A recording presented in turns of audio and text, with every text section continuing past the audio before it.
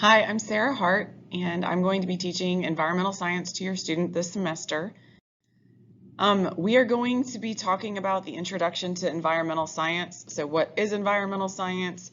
We are going to talk about geology, ecology, weather and climate, and biomes. Preparedness is required. It's preferred that your student bring a pencil and eraser. We will be doing graphing and different activities that your student might want to erase. Pen is okay, pencil is preferred.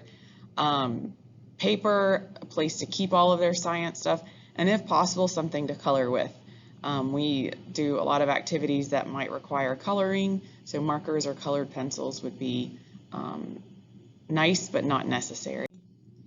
I have a hard copy of the textbook in my class, and there's also a version online. If we need the textbook, your student will know how to access the book.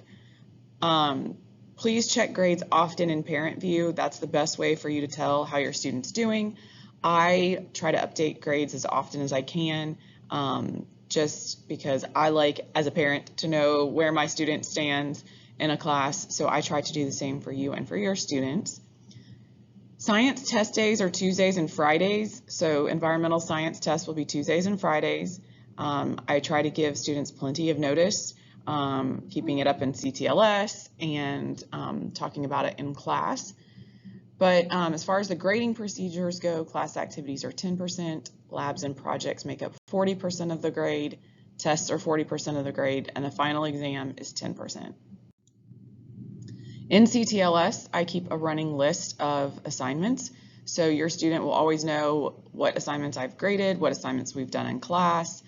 So if they miss a class or just can't remember what the assignment was for the day, students can check CTLS class board. I also do a daily digital tile, and this is just a place where I put every day's assignments. So if your student is out for an extended period of time or just a day or two, every day I put in a tile with what we did in class. So I tell the kids, if you come to me and say I was absent, what did we do? I'm going to tell you go to CTLS because everything is in CTLS. The makeup work policy is that it is the student's responsibility to make sure the work is made up and turned into me. So like I said, check CTLS daily, how many ever days they were absent plus 1 additional to turn in work. Late work, I accept it, but it's with partial credit after the due date. I deduce 10 points each day.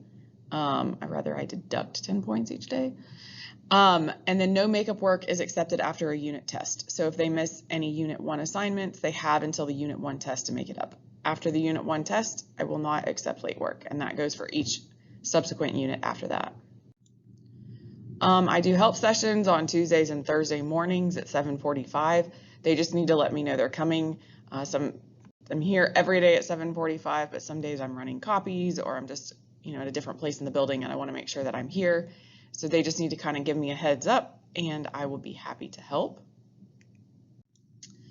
If you need to reach me, I am sarah.hart@cobbk12.org, and I look forward to a great semester with your students, and I hope you have a good evening.